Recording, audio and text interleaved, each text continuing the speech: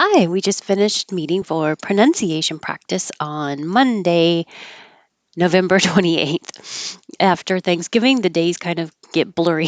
So it's the 28th. And we had really interesting discussions of the differences, small differences between meanings of words. So I'll, I won't get into so much discussion, but hopefully it'll be helpful. Bombards. Bombards means just coming at you, no stop.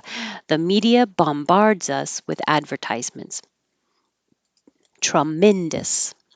It looks like OUS, but we don't say os, tremendos. It's tremendous. There's a tremendous amount of ads. These are showing connections. There's a tremendous amount of ads. And ads is short for advertisements, but the S sounds like a Z. Ads. So you have to stop the airflow with a D, ads, and then make a Z. Ads. Healing. Are you healing okay? Meaning recovering from an injury. Cured. Your tongue has to start in a Y position. Cured. Are you cured? And that means you're completely healed. You're back to normal. Curing. That means it's over. You are back to normal. Thank you for curing my hiccups because that's something that is happening. And then when they stop, you're cured. Curing.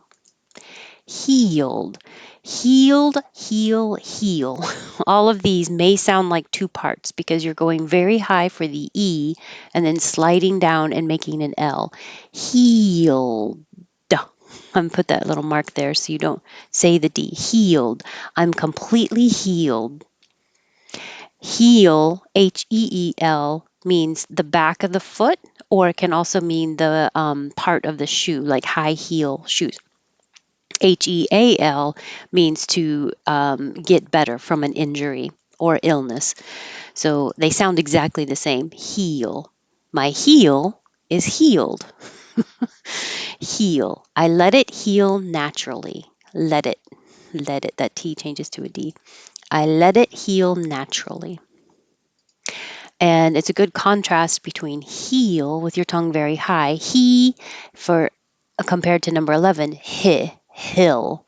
So he. It's the same difference as the vowel diagram here. Eat is heal and it is hill. He, eat, heal, it, hill. So there's a beautiful house on top of the hill. You don't have to say on the top of the hill. You can just say on top of as a group. Kindred person. This was added here, but I usually hear kindred spirit as the group. Kindred. It looks like kind, but in this case, it's kindred person. Um, or okay, she immediately felt like a kindred person. I'm sure that's okay because it's a person you're talking about, but we often say kindred spirit, meaning I feel like we have so much in common. We are very similar. Thrift store. You don't have to have a good T here. You just stop the airflow. Thrift store. Or skip the T and just make an F. Thrift store. Thrift store. In this case, it's easier to keep the airflow moving instead of stopping it for the T and then starting it again for the S. I found a great sweater at the thrift store. Sorry. Empathetic. I'm not completely healed. Empathetic. She's very empathetic, meaning feels for other people. Sweater. Make that T a D. It's sweater weather. Cute boot. It's cute boot season. And seasons looks all like S's, but only the first S sounds like an S. The middle and the last one sound like Z's. Seasons, seasons.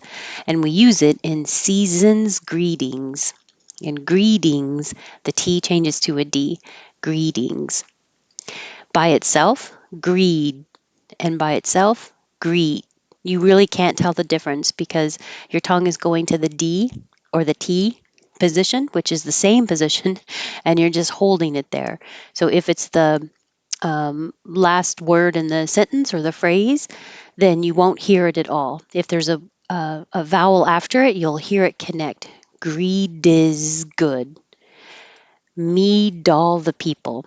But if you said, when's a good time to meet, it would just stop.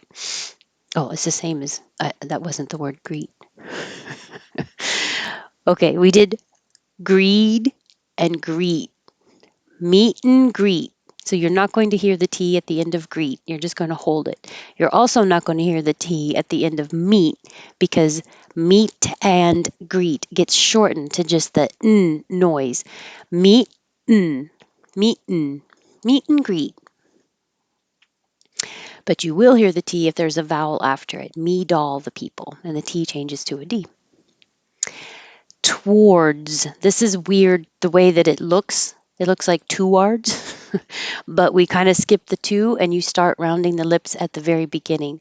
Towards. And without the S at the end, which sounds like a Z, toward. And I looked it up. You can use either one with an S or without the S. They're both okay. You can say look towards the future, look toward the future. Either way. Look towards the future means the direction of. You can't really look at the future, but think about the future. Let's think about things that haven't happened yet. But if you say look forward to, it's not the direction, it's used as a phrase meaning anticipation. Right now, I'm expecting to be happy in the future. So I look forward to your reply, meaning I'm excited. You're going to have something good to say.